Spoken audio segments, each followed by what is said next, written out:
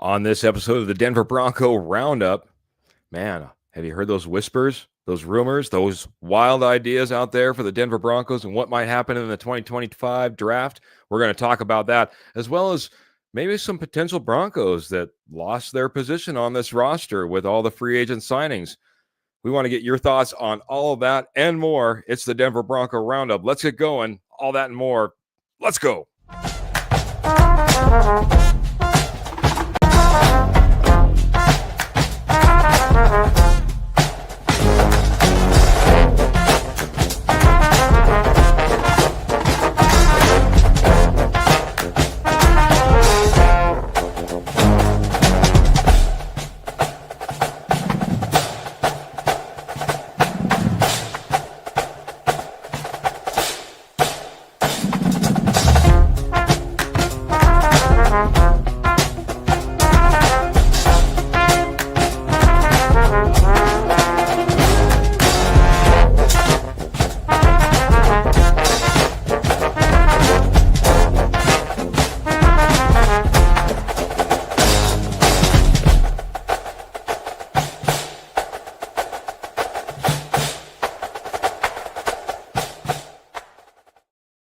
Well, hello, everybody. Welcome to the Denver Bronco Roundup. Of course, I'm your host, Keith Brugman, and I got my good friend, Trevor Salzman, with me this evening. We're going to talk about a lot of things Denver Broncos, but, man, just to knock it off right off the top, man, rumors, whispers, wild ideas, man. There's a lot of things floating around, a lot of ideas being floating around, maybe some whispers out there we're all hearing.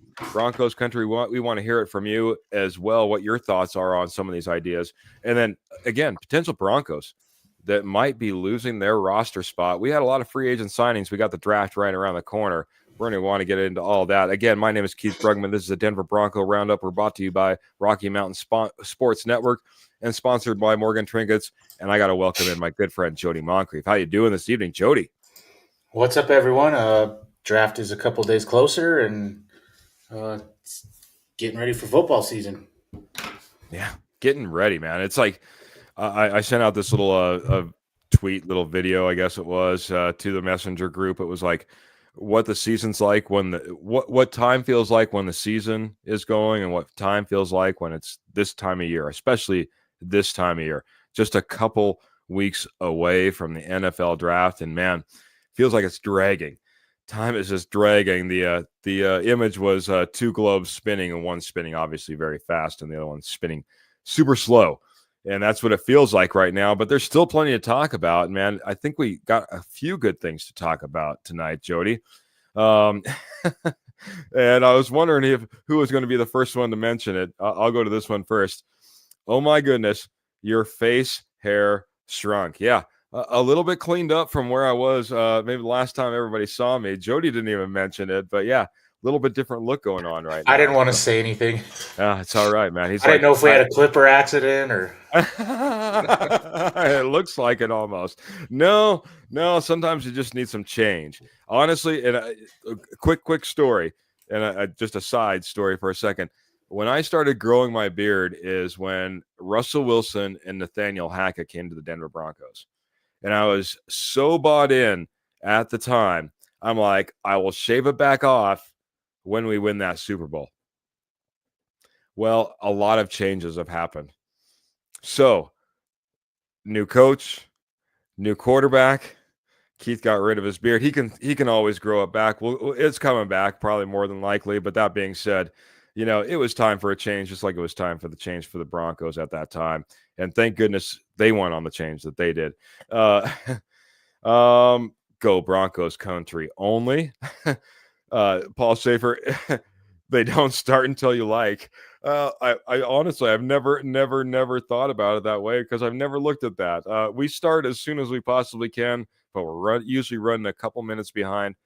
Thanks for hanging out with us. And please, yeah, Paul Schaefer, subscribe. Subscribe. What have I done? No, it'll all come back. Don't worry. UFL is on now. Hey, and don't forget about that, man. We got a little bit of a stud of our own from the UFL, one DeAndre Tillman, who signed up for another contract as well. So they got to get excited about all the football that's happening. Jody, let's hit it, man.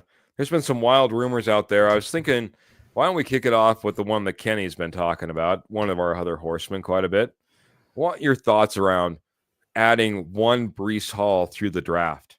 What it would cost, whether it'd be worth it, and what your thoughts are around, kicking the tires around one Breece Hall. I don't think it would cost you a whole lot. I bet you could pick him up for a third or a fourth. I'm not really in favor of this move. I think you can go draft a guy and not give up any capital that's as good or better. Hmm. He's already had one major knee injury. He's never been 1,000-yard running back yet. But that being said, he also played in New York. That franchise has not been good for a while, so I don't. I mean, you can look at Sam Darnold once he got away from there as an example. Mm. If we were to get him, I wouldn't necessarily hate it, but I think we can get better running backs without giving up assets. And I'm going to ride this train until it either crashes or picks up a lot of steam. I'm still on the Audric Estime, and I think he can do a lot of things, if not as good, better than Breece Hall. I would agree there. I would 100% agree there. Breece Hall, as much as I love Breece Hall, the injuries scare me. I don't think he's been that productive of a product, even though he has been in that terrible New York system of football. And that's just the best way I can put it, a terrible New York Jets system of football. I just don't think I want to really go down the path. Like you said, it's a fairly deep running back class, or like everybody else said. But we talked right before we got on air, and I want to throw it back to you on this. I think that Audric Estime should get that opportunity. Like I said before we came on, I mean, Sean Payton talks all the time about being, guys in his system. Well, Audric Estime has been a guy now that's been in his system. That should give him a leg up, in my opinion. But that being said, what makes you feel so strongly about Audric Estime, especially going up against what could be one of the best running back draft class we've seen in quite some time?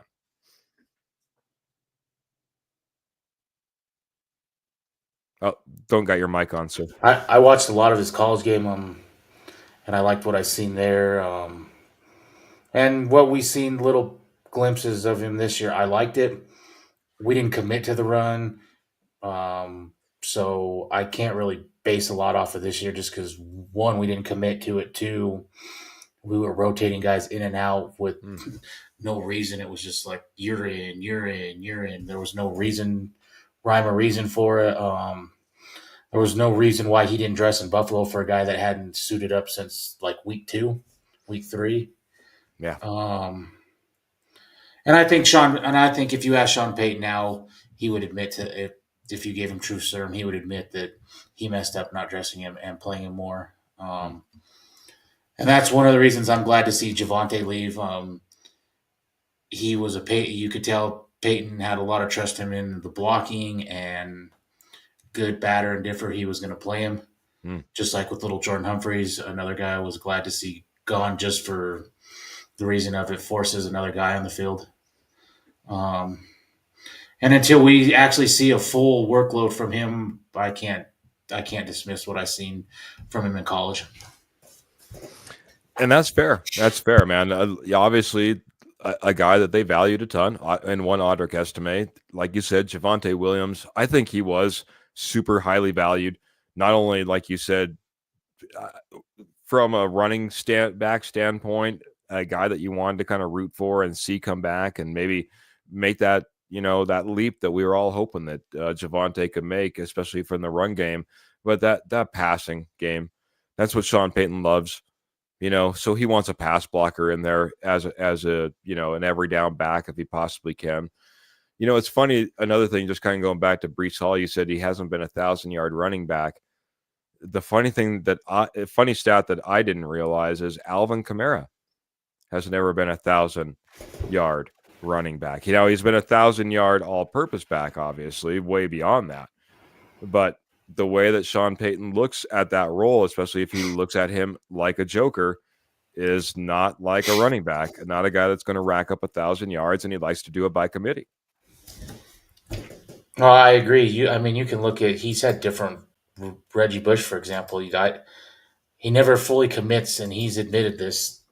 It's going to be a two back system, and he's not going to commit to one guy, and that's why I almost don't want a Genty because, if you're going to get somebody like that, he needs a full workload, and Peyton is not going to commit to that, or we have not ever seen him commit to that. So that's why I said even last year it didn't matter. It didn't matter if we would have signed Barkley or Derrick Henry. We weren't going to use them right and use them to their full potential. So, and I know last year, this is just my opinion, there were things that Sean Payton was trying to showcase and kind of stick it to the rest of the league with Bo Nix. Hopefully he made his point and now he can get back to, complimentary football. I would agree. For the most part, we agree on that. I think it was just more Sean Payton being Sean Payton, not showing off his shiny new quarterback or anything like that. But Sean Payton likes to be able to throw around the ball and likes to be known as that guy. And he has the quarterback to do it. You know what I mean? That's the thing. He has the quarterback to do it. I wanted to say aloha to Patrick really quick. Thanks for saying I'm looking good with the trim up. Hello to Mr. Roy Osborne coming in here as well. And good evening to the other horseman, Mr. Kenny Kirkpatrick. And he's like, oh, wait, Keith? He says, good evening, Keith, and whoever is our new horseman, not recognizing me. Yeah, this came about on Saturday, so it's been a long time coming to come on the screen, but there you go. It's going to be crazy. It's going to be crazy. Like I said, a lot of wild whispers and thoughts as well. Any more thoughts on this running back and Breece Hall thought, Jody, or did you want to continue on? I feel free to take the mic if you like. If I had my preference, I would prefer not to trade for a running back this year. The guys that you would trade for are not available, so and I would prefer. I see a lot of people saying you got to double dip in this draft. I would also prefer not to do that. I would like one running back in the first 2 rounds, and him and Estime are your 1A, 1B, RB1, RB2, and commit to 2 guys and go from there. Yeah. I get that. After all the committee that we saw last year, all the guys being called up and down, it would sure be nice to try to go after and say, hey, we have pretty much our guy or our 2 guys, and that's it. You mentioned it. That's kind of how Sean Payton rolled when he was in New Orleans, right? We saw a true 2-back system almost consistently. There was no third back. It was a 2-back system. And I think that's what the majority of what we saw. It would be nice to get back to that. And to do that, why are you bringing in 2 drafted running backs, plus you have Jaleel McLaughlin, plus you have Audric Estime, plus you have Watson, plus you have Bidet? It's like, it's just too much. You know what I mean? You're just going to end up losing guys as it is. You're just end up losing reps, and not enough guys can get enough reps, and it doesn't even make sense to have them on your roster at that point. I will try to tempt you, though. One more thought whisper. Maybe I'm the one doing most of the whispering on this one, but James Cook has been asking for a contract. Now they've said no. After it was reported by Ian Rappaport that negotiations didn't go well, now they're going to push it off until after the draft. And to put a little cherry on the top of this, Jody, James Cook put his house on the market in Buffalo. So he's expected to play, is what the word is at this point. He's still expected to play this season for the Buffalo Bills. But what if James Cook? Would you sniff around, look at a James Cook, bringing him in? I know that you just said, I don't want to do that. I want to go ahead and maybe draft one, and I like what I have in Estime. But what do you think about James Cook? I like James Cook. I mean, I mean, we saw him firsthand in the playoff game. I mean, he ran all over us. Shifty running back. Ran for 1,000 yards the last 2 seasons. I mean, he had 16 touchdowns last year, so that's pretty impressive. But I still think you can get that kind of running back in the draft and not have to give up assets. There's maybe two or three running backs that I would, right now in the league that I would trade for. Other than that, as deep as this running back class is, I think you can get somebody that type of quality and caliber in this draft and not have to give up the assets. And that's fair because once again, you know, I'm a more fiscally responsible GM. If you ever check out our good cousins over on the K&K Sports Show and one Kurt Valente, he may not be as fiscally responsible. He wants to go now, spend, and get there and run to the Super Bowl tonight. Not even wait until the draft tonight. Let's just get there.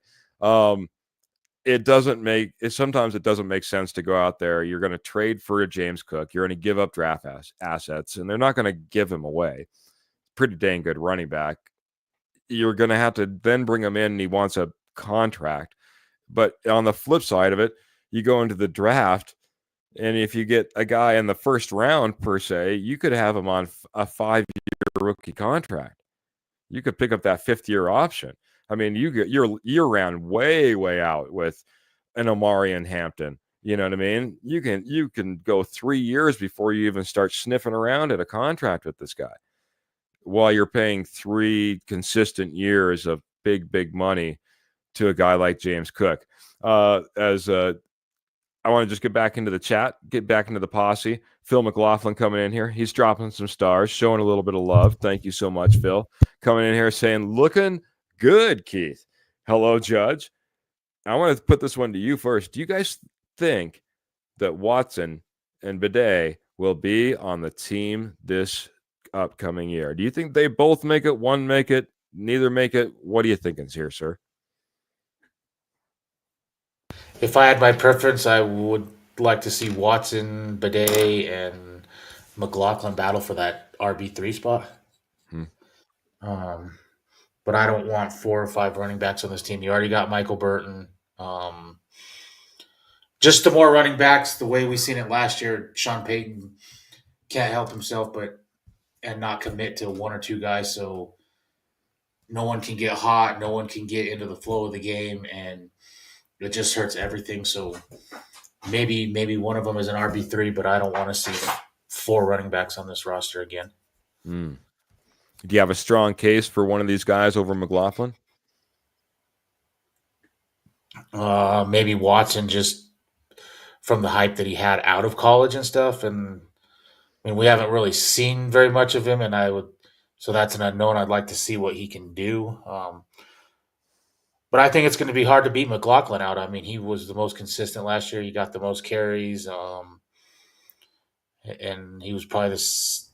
I mean, he probably was your starter down the stretch. I mean, there was games when Williams was getting no carries and he was in just a pass block. So There you go. I think it's gonna be a battle for sure.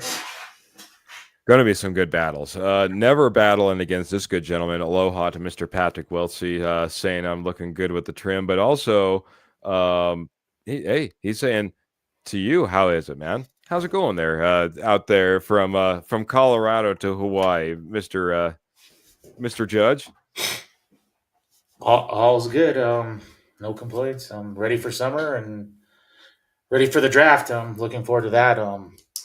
Like I said a couple weeks ago, I think we're one RB, one legit RB from being the best roster in the AFC. Mm. Paul Schaefer is willing to risk a little bit in the future for one James Cook. Would they take a 2026 second rounder and one of those running backs out of our room for a James Cook? Maybe ship out that Bidet that you don't necessarily see very big on, and a second rounder in 2026, and bring in a James Cook. Is that sweet enough? And is that something you would take on? My only thing that I don't like is you got to pay him. You got to pay him Yeah. right now, and I mean we're still even though it's a smaller chunk, we're still feeling the effects of the rust deal. And we got guys that are coming up there. I know we're going to have a lot of cap next year, but we got a handful of guys that you're going to have to pay big money to. Yeah. Yeah. Um, if you don't get Sutton this year and you're going to bring him back, Sutton's one, possibly John Franklin Myers. Zach Allen's going to get a big deal. Nick Benito's going to get a big deal.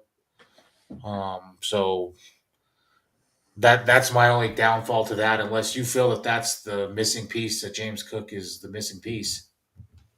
Yeah. And captain's right on board with you. Cook is good, but I like the draft class this year as well. Not sure if it's because of the dollars or just because of the running style or what you're getting for the age. Even not that James Cook is an old guy, but again, Where where does Cook fall in if he was in this draft this year? Is he the best running back? The second?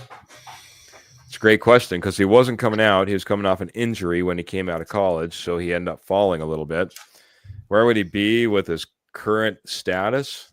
It would be tough to say that he would be at the very top. I think you look at what Ashton Genty did. I'm higher on Travion Henderson than I am on Amarian Hampton. But, you look at what the Ohio State running backs have done. Is I Genty think by far and away the best running back in this class, or do you have reservations? just slight. The wear and tear is one reservation. The level of competition is the other reservation that I have. Does But his size bother you? no, because I've seen small running backs, do amazing things in the NFL before. You know what I mean? So, seen Barry Sanders tear up this league like nobody's business, and he was no large animal in and of himself. So, I'm not worried about the overall height or the girth or anything like that. No, and even the level of competition, I've always heard if you can look at that guy and say he is tearing this up, and you can see him doing it on another level, then he does it on another level. He's such a level above where he's playing right now. Right. You know what I mean? That doesn't worry me. The wear and tear is the biggest thing, though. They ran him into the ground last year. Sure did. Maybe to not even his happiness. There's been reports that he wasn't really happy that he made that run at the Heisman and that he was utilized to the level he was in order to try to secure that, right? So, wow. Well, I want to hit two more, man. It's amazing. The time's ticking by. The comments are coming through. Posse. Thanks for all the support and the trim of my beard. I don't know if we need to have any more comments around that, but I appreciate it. I'm glad that you love it, except for one that said no. Believe me, there's some mornings I wake up and I'm like, no, but that's okay. It's only hair. Let's get to John Franklin Myers, man. I've heard a little bit about this, and you said you heard a little about this. We got him on a heck of a deal, but we've went out, we re-signed DJ Jones. We're making sure that all the other guys are getting taken care of across that front line. And you never know. There just might be that possibility that, I don't know, number 20, we could end up taking a premier defensive lineman on top of it. Does it make sense? And do you think there's a possibility that John Franklin Myers is traded back out of Denver? I've heard the rumors, but I don't think it makes sense. I thought he was produced last year for us. And what we gave up for him, we didn't have to give up a lot to get him. And as quick as Denver re-signed DJ Jones, I think they like what they have up front. I think when it comes to the run game, I think you've seen where it was addressed the biggest is, a run stopping safety right away, and you're getting two starting middle linebackers. I think that was more of the concern. I think they want to play it out with this roster one more year. I think feel that they were just tweaks and maybe a couple, a piece here or a piece there away, which they've addressed. So I don't think he's going anywhere, and I don't want to see him go anywhere. I liked what he produced last year for us. I like it too. I really hope that they're paying close attention to him giving him the attention he deserves. I know they haven't gotten the contract in his hands that he wants. So I'm hoping that they're showing him the love and respect that he wants, needs, deserves, because I think he was a huge, huge part in what we were able to accomplish last year. His mentality, his motor, what he brings to the table when he's on the field is exactly what you want out of a Denver Bronco defensive lineman. I hope that we can get a contract done. I hope he sticks around for a while. I think he could be a huge, huge key element. It does worry me if for some reason that defensive lineman, let's say a Kenneth Grant, falls to number 20 and the Denver Broncos, as they've said, and I don't know if a lot of people are talking about this anymore. I was thinking about this, how Sean Payton, George Payton said, us getting better on defense helps Bo Nix. If we can go out there and we can secure Kenneth Grant, what does that mean as we head into day 2 for a John Franklin Myers? Are we willing to start wheeling, dealing, and starting to look at possibly moving on for him for additional draft picks? Showed up really well. You get a great return on investment, especially with the steal that we got to begin with. So I don't rule it out. I don't like it, but I can't say that I'm going to rule it out at all. So I don't rule it ahead. out. I just there are other players that are making big money on this team that I thought if they wanted to go cheaper and get better players at other positions, they would have, like a Ben Powers maybe, or a Mike McGlinchey, or maybe an Alex Singleton coming off an injury, and they did none of that. Yeah. They've wanted to run this back and upgrade the few spots that, they knew they needed to upgrade when Singleton went out, and Sternad and Barton, and they needed to upgrade PJ Locke. He wasn't the answer. Letting Justin Simmons go. So I think they want to run it back one more year and see what they have. I don't think they want to tweak a lot. They want to add, but I don't think they want to subtract. Fair enough. Jump between a few accounts and see if we got any additional love. But I did want to say hello to Mr. Michael Ronquillo, as I see the comments coming through, at least, saying good evening, Keith and Jody, and go Bo Broncos, and just saying awesome. I don't know if that's because the Broncos are awesome. We're awesome. If it's just awesome being part of the posse. We know it's awesome having Michael Ronquillo coming in here, but it's fantastic to see you, sir. I'll jump between accounts, and if you've given us stars, we appreciate it very much, sir. Let's go, Bud, says Clayton. All right, man. All right. I'm just sifting through some comments. Phil says, guys, you guys got Judkins and Johnson at 51. Who are you taking? Also, if Chubb is available after the draft on a 1-year deal, would you take him? Let's round up this running back talk a little bit one last time and get your thoughts on this. I think I know where you'd be sitting with Judkins and Johnson at 51, but who are you taking there, sir? Judkins for me. That's my number 1 RB in this draft. He doesn't have the wear or tear like some of these running backs, and was putting up big time numbers. So, when he did it in the SEC and Big Ten.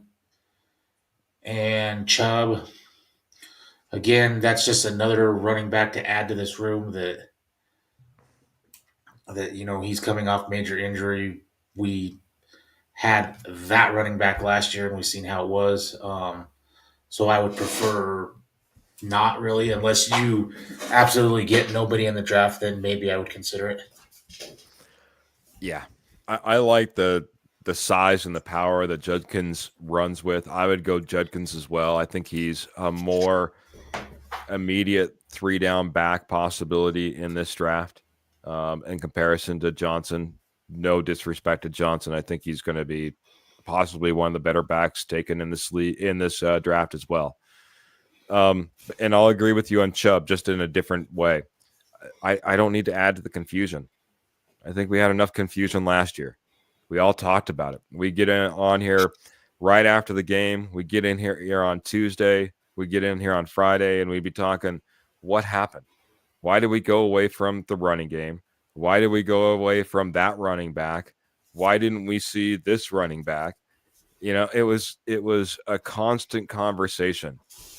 I don't, I certainly, if we get Judkins, we have all the other guys that are currently on our roster. I don't know if I need to add Chubb at this point. I think we need to start to forge forward with an idea or two, and that's it. Clear the confusion. I agree. Same thing that I think hurt Bo Nix early in the season was he knew he wanted Nix as a starter, and giving all those reps to Stidham and stuff, and waiting as long as he did, I think hurt Nix in the beginning of the season, and you could see it. I agree, sir.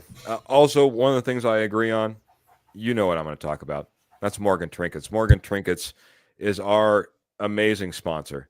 Been sponsoring this show and taking care of us for so long, and you've been taking care of Morgan Trinkets. Morgan Trinkets is your headquarters for Southwest Jewelry, Southwest Pottery, and Estate Gold at wholesale prices. Once a nationwide company, now they're just in your backyard. They've been doing it for over 34 years. Now they just hang out in northern Colorado, southern Wyoming. They're doing amazing shows. Pearl was telling me, she'll be at the National Shetland Sheepdog Specialty in Greeley, Colorado, starting this Monday, going all the way through next Saturday. So if you're out in the Greeley area, checking out that dog show, there's also obviously another show going on where Pearl will be showing off all those amazing Southwest Jewelry, Southwest Pottery, and Estate Gold pieces at wholesale prices.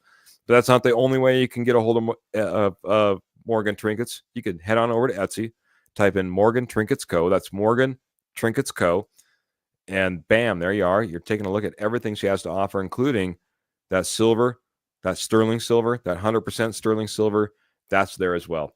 All orders over $50 shipped absolutely free, and all major credit cards accepted. Head on out to Greeley, check out the dog show, check out Morgan Trinkets, or head on over to Etsy, type in Morgan Trinkets Co. We appreciate Morgan Trinkets. You'll appreciate all the amazing finds you'll have over on there on Etsy. So again, check out Morgan Trinkets, man. Great sponsor. And they've been taking care of us for such a great long time, man. And thank them a ton. You know what? I'll skip over my very last one when it comes to our for our rumors and whispers. If we get a little more time, we can get back to it, man. But you brought up something I think that raised some questions in my mind. We can start with the very first one, but we went out and we got, everyone knows about Talanoa Hufanga, and we're excited for him, what he could possibly bring, being an addition to the safety room. But not a lot of people have been talking about the recent addition as well of one Sam Franklin.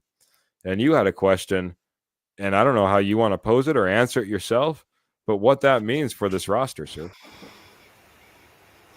Yeah, we were just debating the addition of Sam Franklin do for PJ Locke. I think his seat was already hot after the way he kind of finished down the season. And then, Hufanga was the first guy we went out and got in free agency right away.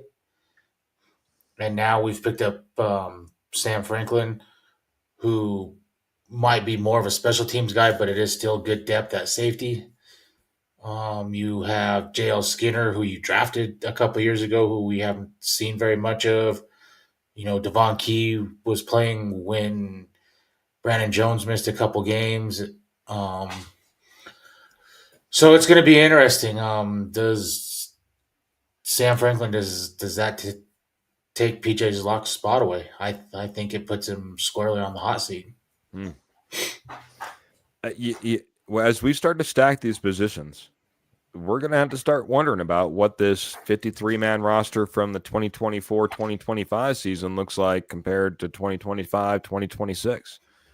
And this safety room, hey, this is a place that before we went out and now got two safeties, I thought we were going to be possibly looking at drafting one. Now they have obviously taken care of that. It's not a major concern. I'd be surprised if we're taking a safety at 20 now. That would probably shock a lot of Broncos fans. Better be a dang good safety. That's all I got to say. But now we all of a sudden have this confusion, kind of like we had at running back now at the safety position, with these guys starting to stack up, and it brings into question whether PJ Locke does have to maybe exit this roster. And I think it's going to be tough. I think that he's in a competition at this point for sure. I think that Sam Franklin has brought a lot of games to his overall number of games he's played in has been quite a few. He's not a big starter, but he's going out there. He participates, man. Has some good tackle numbers. He's a contributor on the field, just not a special teamer. At least for the Carolina Panthers, that smells competition to me. That smells that nobody's seat is absolutely secured, especially when it comes to the back end of the roster and the safety position. And unfortunately, especially with what we did going out there and getting Hufanga, you absolutely got to think that PJ Locke is one of those guys that his seat is pretty hot, sitting behind Brandon Jones and Hufanga. And don't forget, Darian Turner Yell's coming back. He missed all of last year. It's true. We kept him on the roster until the very last, till he ran out of designations. So he's a guy I think that might be in the mix. Another special teams guy. I think that's really what it's going to come down to: who they like best on special teams. Yeah, who's going to contribute there? Yeah, you're absolutely right. DTY, he was a great special teams contributor. So that's another piece in the puzzle and another thing that you got to take into consideration when you're battling out there. I love Turner Yell when he first came to the roster, but he's seen nothing but obstacles with either talent in front of him, being his rookie year, or injuries. It's just at the wrong time. So he's fighting on that back end of the roster. Thank you. I was trying to recall in my mind exactly who we were missing there, because I knew there was another name in the safety room. So thank you for bringing that along. I'll hit a couple more, man. We've got some time here. What do you think that means for when linebacker Drake Greenlaw comes into this room? Because again, pretty this linebacker room for the most part remained in contact. Do you see it affecting anybody else on this roster? I don't think so. I think we've seen who it affected, who's not back. Cody Barton right away. Yeah. Now he probably played himself. He was good enough that he played himself into a starting role somewhere where Sternad was not. Sternad is more of a special teams guy. But Greenlaw instantly upgrades your linebacking room, who really had two backups starting last year for most of the season. And don't forget Singleton as well. That's someone. I mean, he basically was out the whole season, so you're getting two new starting linebackers back next year. Yeah. Captain's cracking me up. No more Lock and Key. I forgot about Devon Key and PJ Locke, and I can't believe I never put those two together, Captain. Well done, my friend. Well done. Hats off to you on this evening. I appreciate you giving us a great laugh. That's great, man. That's great stuff. Yeah, I think if anything, I think it puts some pressure on Drew Sanders at this point. It might have been more of a battle if you brought in a rookie. It might have been in a little bit more of a battle if you maybe brought in someone that was more along the lines of a Sam Franklin-esque linebacker, right? Not that high-level competitor, not that guy that you expect to be out there starting. But you brought in Drake Greenlaw. And now with Singleton coming back, he's got to have a leg up in that position as long as he's healthy. It's tough for Drew Sanders all of a sudden. You know what I mean? Trying to find that spot, especially since I guess he's back to linebacker. He's no longer on the edge again. And that is one thing that I do like Denver, whether it was right or wrong, is they committed him to one position and left him. The same thing that they did with Baron Browning. He was inside, he was outside, Mm. and finally they said you're outside, and they committed him to one. And I think that's the best decision they've made for Drew Sanders. Yeah. Oh, I agree, 100%. It now it'll just be whether he can get the snaps. You know what I mean? Where he's going to fit in on this roster. And I think if Dre Greenlaw wouldn't have been brought in, I think he would have had a much better opportunity if they would have brought in a lower level competitor or a rookie that would have had to try to learn this system. He would have had a better opportunity. But Dre Greenlaw, I think, is maybe stunted Drew Sanders, and I'm worried about where he's going to get his snaps moving forward outside of special teams and stuff like that, and waiting around for his opportunity in rotation. One thing I've thought of is, do they have Singleton and Greenlaw on snap counts to kind of start the season, and does he get a little more playing time just because they both are coming off of major injuries? There you go. There you go. Great opportunity to maybe start him off, and like you said, get him some reps, maybe get some of these other guys some reps, and see what you got a little bit more on Drew Sanders. Because a decision will have to be made sooner or later on Drew Sanders and what you're going to do moving forward. And I think you need to see a lot of him in preseason. We yes. know what Singleton is. We know what Greenlaw is, and if they're both healthy, they're great linebackers. We don't need to see that in preseason. Yeah, fair. This is one that will be a little bit more interesting, I guess. Evan Ingram was brought in as a tight end ? I guess, especially in your mind, Jody. Did we already see the replacement of Evan Ingram? Or I should say, did Evan Ingram already replace somebody who's gone, or is Evan Ingram going to be battling with others on this roster in the tight end room? I think he kind of replaces somebody that's already gone. And I say that just because of the amount of snaps he takes in the slot. He has tight end behind his name, but I think he more fits in the wide receiver room, just where he takes snaps and lines up. So I still think Denver will address tight end because they would like to get a true blocking and pass receiving tight end out there. And Evan Ingram, he'll play snaps at tight end, but I think you'll see he lined up like 70% of the time in the slot when he was in Jacksonville. So yeah. I think he's more of an extension of the wide receiver room. Yeah. If I remember, I'd seen the stat right. If I remember the stat right, I think it was like 63%. And they said that's in Jacksonville. That's not when Sean Payton has him. Do you have any idea what Sean Payton does with his tight ends? I mean, you had a tight end that was holding out and saying that he should be paid as a wide receiver, not as a tight end because of the amount of time that he played in the slot when Sean Payton was his coach. So, I mean, that's just how Sean Payton likes to use a guy like Evan Ingram, and I think you're right. I think that he's flexed out there. Now, you need to find a guy that you'd like to replace for an Adam Troutman, is what I'm hearing. That's the guy that you're looking at maybe replacing and being a bigger threat in the passing game while still giving you the right reliability of that blocking tight end, that inline tight end that Adam Troutman tends to give you. Is there anybody that you have your eye on in the draft that kind of fulfills that need in your mind, Trevor?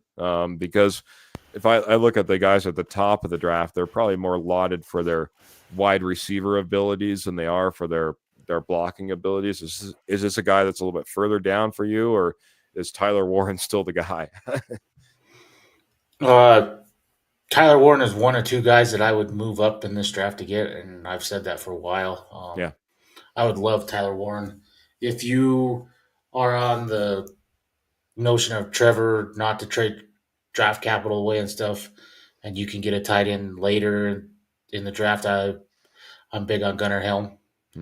He's probably not a true, blocking and receiving tight end. He's more of a receiving tight end, but that's what Sean Payton wants. Like you just said, Jimmy Graham, for example, Evan Ingram. Yeah. You can get that blocking tight end with Lucas Kroll or Nate Atkins. But Gunnar Helm, when I seen him run a 4.8 with the way his ankle looked at the combine, that was really impressive. He didn't need to run, he didn't have to run, and to go out there and do it still was impressive. So that's a guy I look at like in the third or fourth round. Well, you're not the only guy that's looking at him. We'll probably be talking a little bit more about this in future episodes, but you obviously got to like that Gunnar Helm was brought in on a top 30 then. I do. Yeah, a little bit better look at him, a little bit more time with him, maybe a little bit more medical staff evaluation by your own personal doctors as well. You know what I mean? Just make sure everything's looking good with that ankle, and obviously some interest. And it's the type of tight end that fits that role that you're talking about. But I think you were the one that brought it up earlier that all of the top 30 visits from last year, they didn't draft a single one of them. So I One, don't know we got what, one. or We got what, one in a as an undrafted free agent. and I'm I don't know if sorry. that's a smokescreen or what that means. It's tough, man. When you look back, and I think it was what Tyler Bidet last year that we brought in on a undrafted, if I remember correctly. Yeah, it wasn't. It didn't calculate. Hey, like look at all these guys in the top 30. They end up being all our draft picks. It was far from it. So what does that mean? Well, I mean, when it comes to guys like at the very top, you know what I mean? Yeah, if you're gonna bring in a guy at the very top of the draft board, you'd like to maybe hope that he falls to you, but that's never going to pan out. You know what I mean? At the All same right. time, so it's tough. It's And, tough, and and man. I don't know if Sean Payton is trying to be sneaky again or because I mean he thinks he pulled one over getting Knicks last year, whether that was his top guy, and now and then he doubled down that I never wanted McCarthy. So, Mm-hmm. but the way Knicks panned out, I mean he might as well write it that we tricked everyone and we fooled them and we got who we wanted. So if that's what he's doing, maybe it'll work again this year. I truly believe he loved Bo Nix and knew that yeah, maybe Caleb Williams was his overall first love, but we're not going to be prying away the number one pick, especially in the position we're in Right. currently. You know what I mean? So you do have to look at best possibilities, and that Bo Nix was not really supposed to be there at 12. He was supposed to be there at 20 or somewhere around that realm, and everyone said that he wasn't worthy of that pick. Sean Payton thought he was. He liked what he saw. He threw out all the numbers time and time again about where he was at in accuracy, and we threw out all the short passes and still where he was at in the accuracy, and we loved our quarterback, and I truly believe he likes the efficiency that he sees, that he loves the mind and the commitment that he sees from Bo Nix, and that's something he's obviously been willing to build upon.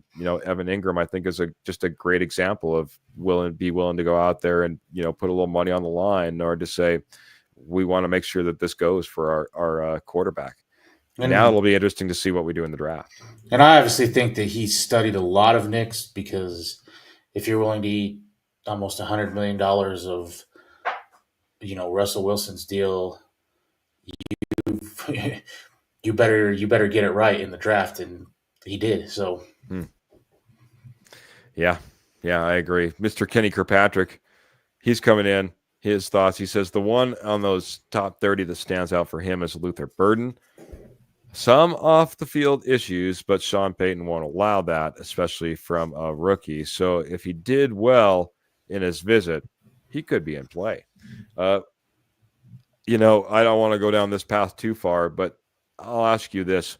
If we go wide receiver, what type of wide receiver do you think we should target, Jody? Because you got big profiles, you got small profiles, you got speed guys, you got possession guys. What are you looking for? What fits this roster if you're going out there for a wide receiver? Luther Burden, obviously, fitting one of those profiles.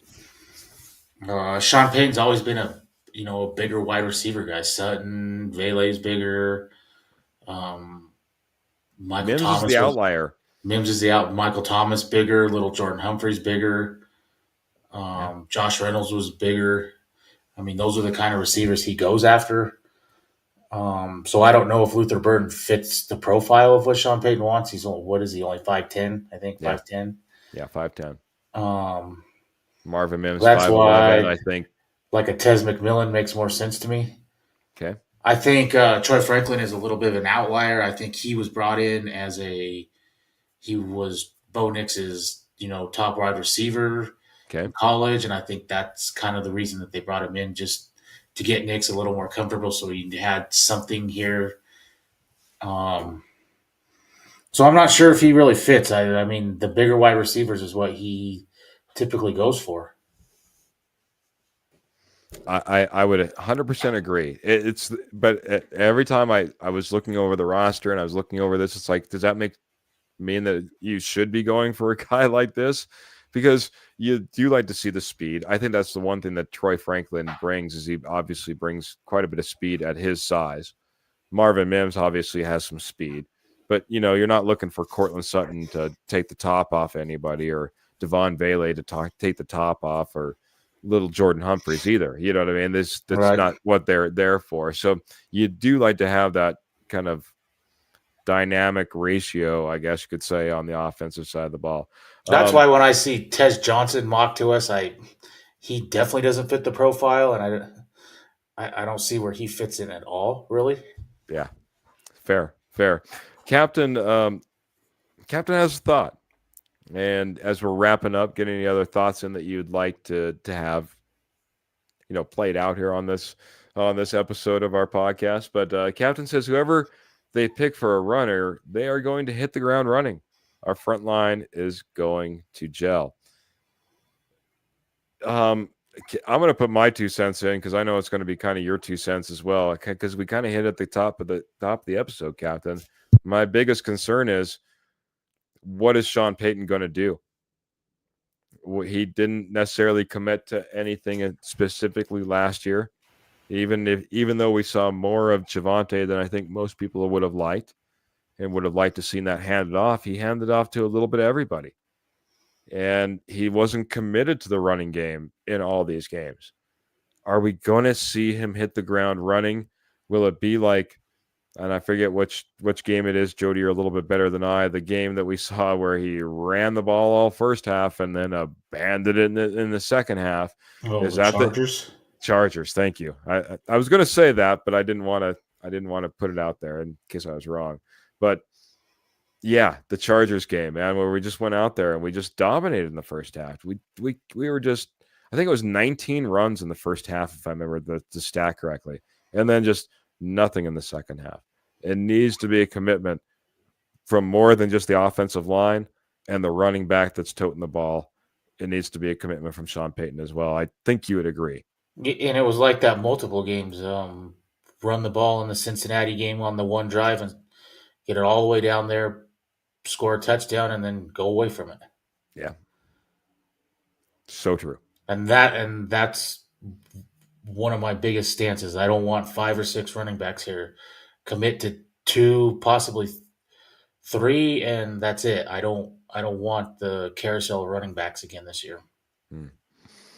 Kenny's on that Luther Burden train. We'll be probably talking about that in future episodes, I'm sure, man. It's, well, not too many future episodes, only a couple weeks, man. Draft is right around the corner. Can't wait, man. Can't wait for our full 3 days of draft coverage, man. It's been epic. It was an epic last year. I did get a somewhat commitment from a special guest, so that will be a little bit of fun as well. So be teasing that around as well. Jody, before we get out of here, man, any last final thoughts, man? We'll hit the buzzer. We'll get on out of here. We'll wish everyone a fantastic weekend after that.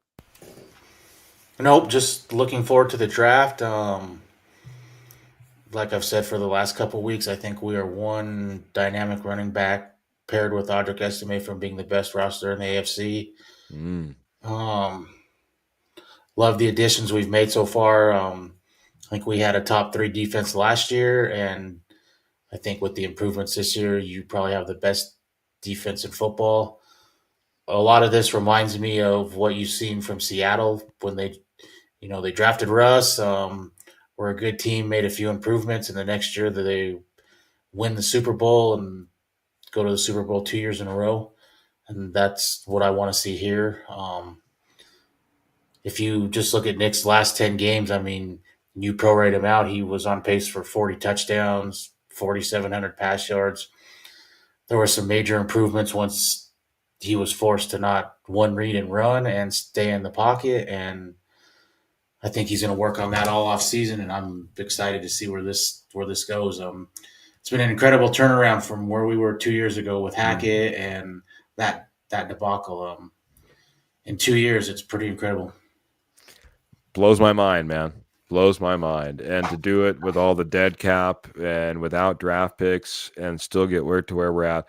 Phil said he dropped some stars. I searched back and I did see this last comment and question. Phil, you might have missed a little bit earlier in the episode, but I'll certainly answer it for you now. He says, we gave Cooper that extension, got DJ signed. Now we got to pay Allen and Benito. So do we trade John Franklin Myers? Consensus was this. I think you could get a lot of value for John Franklin Myers. But I think that John Franklin Myers was a lot of the heart and soul, the tenacity, and the type of football that the Denver Broncos like to play up front. That go get him type of attitude. Would it make sense to get rid of John Franklin Myers from a financial standpoint? Could you get a big value for your dollar? Absolutely. You traded peanuts for him. You'd probably, the way he played last year, you're going to get back more in return. But I'm worried about what you subtract from the roster too when you get rid of John Franklin Myers. I think our hope was, and I think I'm not speaking out of turn when I talk to Jody, that he sticks around. We can find a way to get him happy under contract and have him here. But I don't rule out the fact that he's gone, especially if for some reason, as I mentioned earlier, Kenneth Grant falls there to number 20, and the Broncos want to help Bo Nix by improving the defense, as Sean Payton said. So they go out there and they get one of the biggest, baddest defensive linemen in the draft.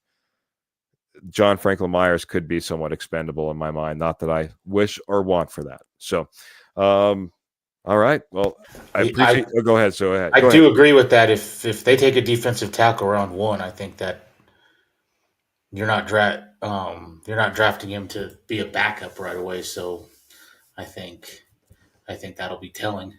Yeah, will be telling. Captain, thank you very much. Giving us some love to Morgan Trinkets. Thanks again to Morgan Trinkets, says Captain. Thank you very much. Thank you to the posse. Phil, I know that you gave some stars. Michael, I know you were in here earlier. I was looking, but Facebook was being mean to me. So if you gave some stars, if anybody gave some stars and I missed, I appreciate you all so much. Thanks for the conversation, man. It's going to be an interesting, just next few weeks, next few months as we see all the draft picks come in and the shakeups on rosters and free agents being released and exactly what this roster will look like. But we'll be here with you. We go live every Tuesday, every Friday, 7:30 p.m. Mountain Standard Time. Don't forget to like, share, subscribe. We also go live right after games. We have emergency podcasts when something big hits. Thank you for Kenny for letting me know on the side that we did get an amazing 1,000 stars from Mr. Michael Ronquillo. So thank you so much, Michael. You are truly a gentleman. The Ronk lives right up there, man. Been an OG from the very beginning and it's been supporting us. Thank you, Michael. It's just going to be interesting as this roster comes together, man. But we're going to be with you, like I said, Tuesday, Friday, 7:30 p.m. Mountain Standard Time. All those emergencies, like, share, subscribe. We're on Facebook, YouTube, Spotify, Apple Podcasts. I'm over on the old X, the old Twitter, as you may have. You can catch Trevor out there as well. We'd love to have some conversation with you. Thanks, everyone who came in. You even see Ernie May is coming in here. He's got the countdown for our next podcast already kicking off. So can't wait to see you all again. Thanks for being part of the conversation. Oh, yeah. And don't forget, Kenny's going to be doing a special Mock Draft Sunday episode as well. I think Trevor might be jumping in there as well. That's going to be at 7:30 Mountain Time. Don't forget to jump in. See Kenny. Might see Jody. Might see Keith. Who knows? Kenny's invited us all. We're all going to try to get there if we possibly can. I have one last thing. Yes, go right ahead, sir. It's not Broncos related, but Gabriel Landeskog, he's back tonight for the Colorado Eagles. 3 years away. I did hear you can watch it on Flow Hockey for free tonight. Okay. For anyone that was interested, I think that's pretty. I think that's going to be pretty cool after 3 years away and this massive injury. Yeah. Welcome back. It's never been done before. I actually had our good sponsor Pearl reach out and said, Keith, I might just have to miss a little bit of your episode tonight because the Avalanche are playing, and this is a pretty monumental game. I said, Pearl, go enjoy. Listen to us on Apple Podcasts. Listen to us on Spotify. Check us out on YouTube. And along those lines, Captain, we appreciate your thought of being able to give us stars right now over on YouTube. We appreciate you subscribing, but we don't have enough subscribers yet. So no super chats over on YouTube as of yet, but you can always be over on Facebook giving stars. We're eligible over there. But we love your love, support, and comments. Not just yours, captains, but everyone. But we're going to get out of here. We get out of here one way and one way only over here on the Denver Bronco Roundup. As long as I'm hosting. That's to make sure you keep those boots in the stirrups, guns in the holsters, and, of course, the Denver Broncos in your heart. Until next episode, we're going to get out of here. Have a fantastic weekend, everybody.